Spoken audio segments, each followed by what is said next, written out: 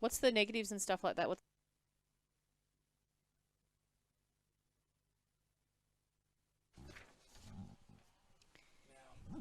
Introducing event 2, the boys under 9, 4x200 metres. This is timed final number 1. In lane 1, we have Warrnambool. In lane 2, we have Geelong. In lane 3, Box Hill. Lane 4, Mentone. Lane 5, Berwick. Lane 6, Albury. Lane 7, Seymour. And in lane 8, Collingwood.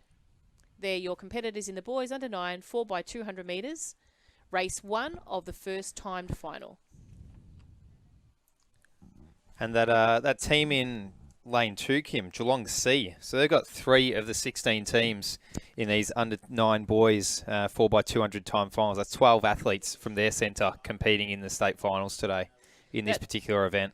That's correct, Michael. Yeah, Geelong are just a massive team. The actual amount of competitors they've actually got 28 teams in these 4x200 metre events. So you think of the capacity of the actual athletes that contains. Geelong's a pretty proud centre to host over between 600 and 700 members each year. So they are our biggest centre in the state. And is that about double the size of our second biggest centre, you would think? Yeah, close to average, Michael, would be. Yeah, very much so.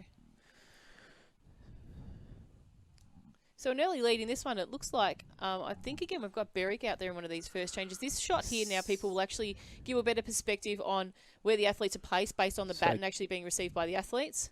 Collingwood had a pretty strong start on the outside there. Seymour running pretty well as well. And in the fluoro yellow singlet on the inside, we see a team from Mentone, the little legs ticking over. Well, they all have little legs in this one, don't they, Kim? They make it look so much faster. I think the important part, Michael, as well, is once that stagger comes around, the athletes do come around to the start. We're still seeing Collingwood out in front in this particular event, but Seymour's also actually starting to make some space on that change. So the change of these of the athletes is so important here. It can make or break a lot of distance in the change. So yeah, Seymour's change wasn't as successful there to Collingwood's. So they will have a bit of space to make up. We've got Berwick moving up in the middle right now. He's convincingly run a really strong leg here this first 100 metres.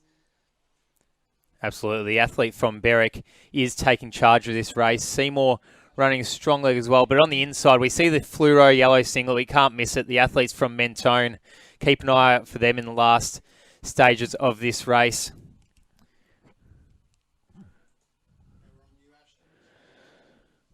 Ladies and gentlemen, you'll see the athletes now staggered. What that stagger or positioning will be, it's still based on their lane assignment. So they'll still be in order of their lane assignment from lane 1 through to 8. The athletes aren't allowed to move out of that order. They have to remain in that order until their competitor reaches them. If they do move out of that order and change into a further inside position, they are able to risk disqualification. But I believe, Kim, as well, the athlete from Albury probably could have moved into the inside lanes quicker than he did. He is closing very strongly, which is great, but probably a little bit of a misunderstanding of the rules there. So he's charging towards the finish. Great run.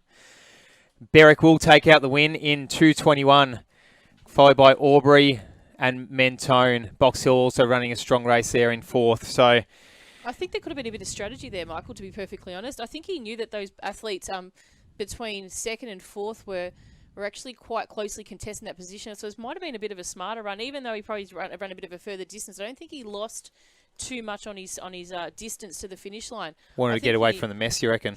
Possibly. There could have been a bit of carnage, and I think he's done the right thing by staying away and holding up that position, taking out 2nd position in lane 4. Well, we did see that poor boy from Berwick just fall over on that changeover there as well. So there was a little bit of carnage, as there is sometimes in that bunch changeover in the 4x2s. That's right. We're moving along, ladies and gentlemen, now to the second of the timed final for the boys under 9s, 4x200 metres. They